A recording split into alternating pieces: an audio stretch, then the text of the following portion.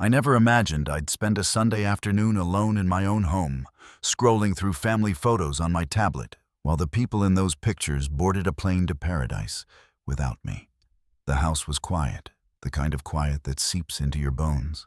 Outside, the Florida sun beat down on the front porch of 847 Maple Lane, casting long shadows across the walkway Sarah and I had laid together 25 years ago. Inside, my coffee had gone cold, untouched, since I'd sat down an hour ago. Before we dive into all of this, let us know in the comments where you're watching this video from. Connecting with viewers across the world is a huge source of inspiration for us. I stared at a picture of Lauren, my only daughter, grinning under a palm tree, with her husband Bradley and their 2 kids. The caption she'd posted just this morning read, "Off to Maui family time is everything. Family time. Except for the part where they left me behind. The invitation never came, not even a conversation. One morning I overheard them whispering in the kitchen about booking flights and upgrading rooms, and that's when it hit me. This trip wasn't for all of us. It was just for them. I was the unnecessary piece, the burden they'd tolerated long enough. Lauren had moved in with her family 5 years ago after Bradley lost his job and their mortgage company came knocking.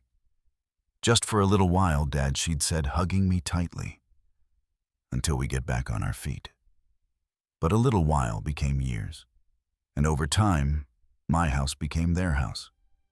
My living room, their movie den. My retirement savings, their lifeline. I didn't mind at first. I missed the noise. I missed being needed. But lately, I wasn't needed. I was in the way.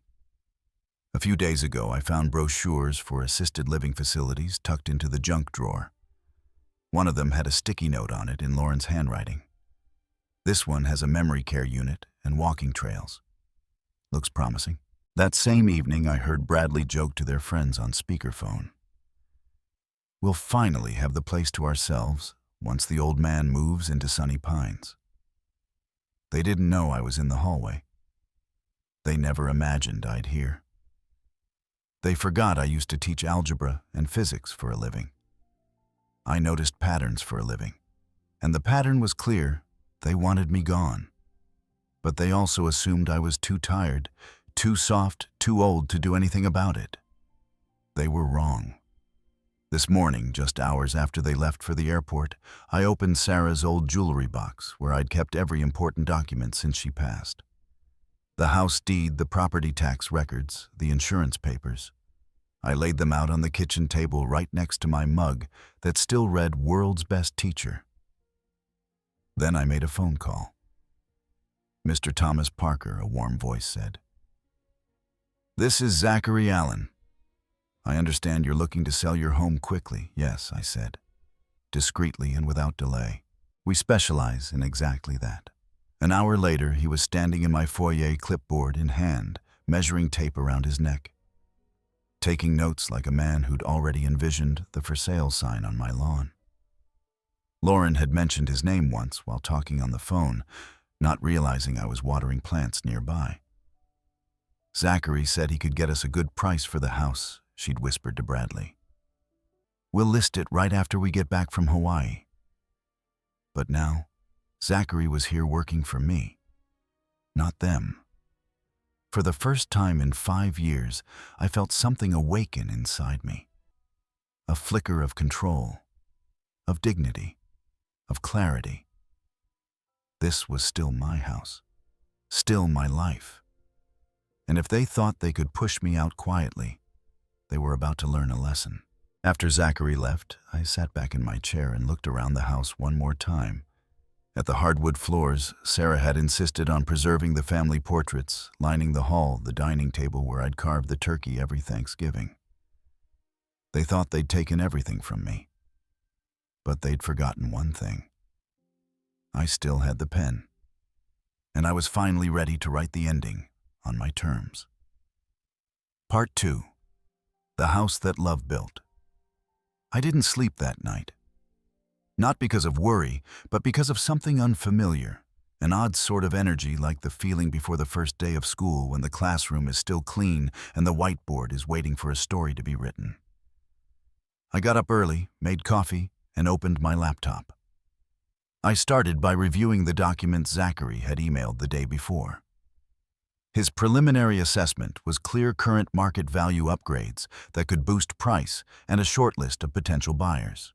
Everything laid out like he knew I needed absolute clarity. At the bottom of the email he'd written, "We can close in 10 days if you're willing to be flexible on the price." 10 days. Just in time before they returned from Hawaii. I stepped into the living room. The family photos still lined the hallway beneath the old clock Sarah had picked out at an antique store. I'd considered taking them down, but changed my mind. Let them see every memory vanish the same moment the deed does. I walked into Lauren's room first. It looked more like a showroom than a bedroom, spotless, fully stocked, luxurious, but there wasn't a trace of me in there. High-end skincare on the vanity designer perfume bottles, all bought with the credit cards I paid off each month. I opened the closet. Half the clothes still had tags. In my mind, I saw Sarah, practical, thrifty Sarah, sewing buttons back onto old cardigans, while I graded papers late into the night. She would have carefully packed this room, folded each blouse with love, and left a note that said, "Sweetheart, help is a gift, not a guarantee." Next came Bradley's room. Extension cords tangled around expensive gaming gear. Books on cryptocurrency gambling strategies and overdue bills I'd never seen. It wasn't their failures that upset me, it was their refusal to try. They'd built their comfort on the assumption I'd never stop carrying them. I walked the house slowly, noting what would stay, what would go. I'd already hired a moving service. Rosa, the manager at the local storage facility, had helped me reserve a unit big enough to fit Lauren's entire household for at least 6 months. Everything had to be out in 3 days. Neatly packed, labeled, "No room for accusations," that I'd toss their things. I wouldn't be cruel. I would be precise. Cruelty was what they'd done for the past 5 years. That afternoon, Zachary returned. He brought a shortened list of serious cash-ready investors. I pointed to the top name, James Clark, a commercial real estate agent who worked with companies looking for rental properties in established neighborhoods. "He's available to tour the house first thing tomorrow," Zachary said. "If that works for you." "I've been waiting," I replied. We sat at the dining table where I'd once carved Thanksgiving turkeys, where Sarah used to tell the grandkids bedtime stories and reviewed a plan to sell it all. It should have felt like loss. It didn't. It felt like cleaning up the past to make space for something new. "Are you truly ready to go through with this?" Zachary asked gently, like a teacher offering one last chance to review an exam. "I've spent a lifetime following other people's decisions," I said. "Not anymore." The next morning, James Clark arrived on the dot. Well-dressed, polite, efficient. The kind of man who'd bought and sold more houses than he could count. "Solid bones," he said, scanning the front yard. "Hardwood floors, great natural light. Ideal for long-term rental." I walked him through each room, the roof Sarah and I had replaced 3 years ago. The HVAC unit I'd upgraded the crown molding she'd insisted on keeping. He nodded, made notes, never asked anything emotional. When we circled back to the living room, he asked, "What's your motivation for a fast sale, if I may ask?" I was ready. "Personal reasons. I need liquidity quickly. I'm open to a competitive price for a quick close." He studied me a second, then replied, "I'll run numbers with my partners. You'll hear from me tomorrow." I nodded. "I'll be waiting." When he left, I stood alone in the entryway. This place used to be a haven. Then it became a free ride for people who forgot who built it. Now, finally, it felt like it belonged to me again, even if only for a few more days. That evening, the phone rang. Hawaii area code. I didn't have to check. "Dad, we made it." Lauren's voice burst through, full of excitement. "The resort is amazing. An infinity pool beach dining, the whole thing? I smiled. Sounds beautiful. Hope you're taking pictures. Oh, of course, she laughed. Anyway, how are you holding up? You're not cooking complicated meals, are you? Remember what I said? Keep things simple. I'm doing just fine, I said, glancing at the stack of property documents. Actually, I've been pretty busy. Busy? With what, she asked, curious. Can't spoil the surprise, I said calmly. Let's just say I've been handling important business. Dad, you're retired. She laughed, then trailed off, realizing how it sounded. I didn't respond right away. Let the silence carry weight. I've got everything under control, I finally said. After we hung up, I sat in the dim light of the living room, the warm glow from the kitchen spilling softly across the floor. I looked around the house again. Lauren had said they were preparing a little surprise for me when they got back.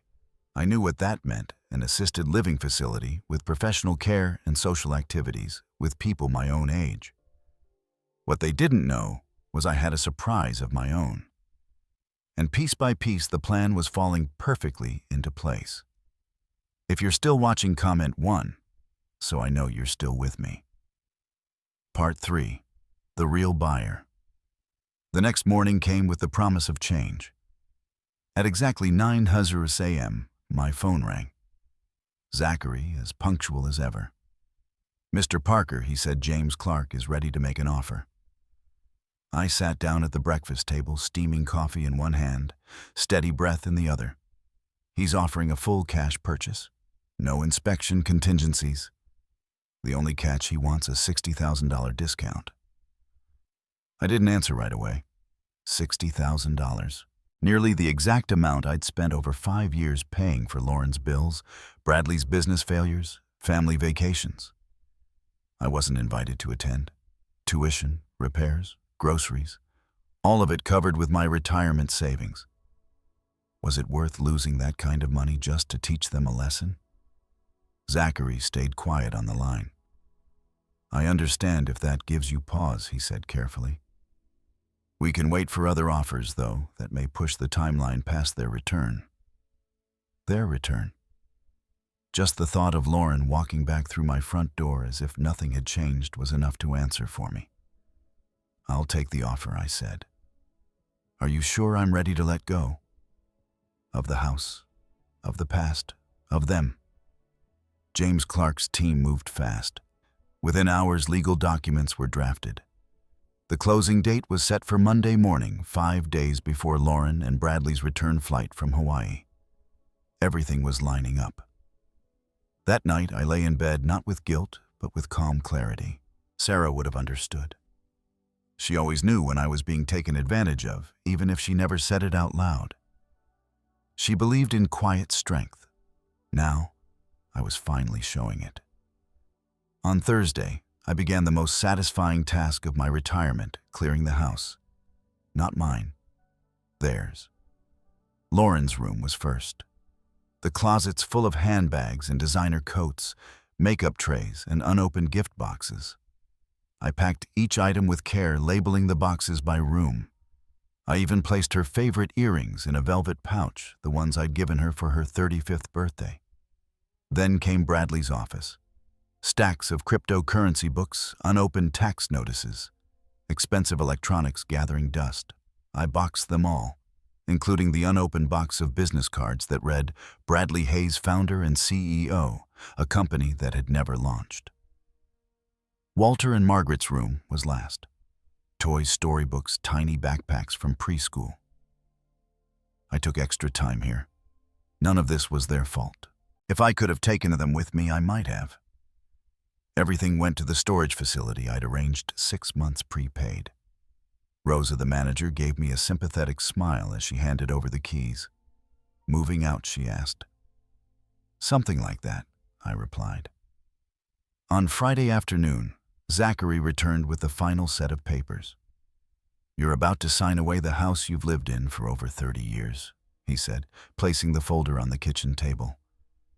You sure you're ready? I haven't been this sure of anything since I proposed to my wife. He smiled, not pushing further. The paperwork took an hour.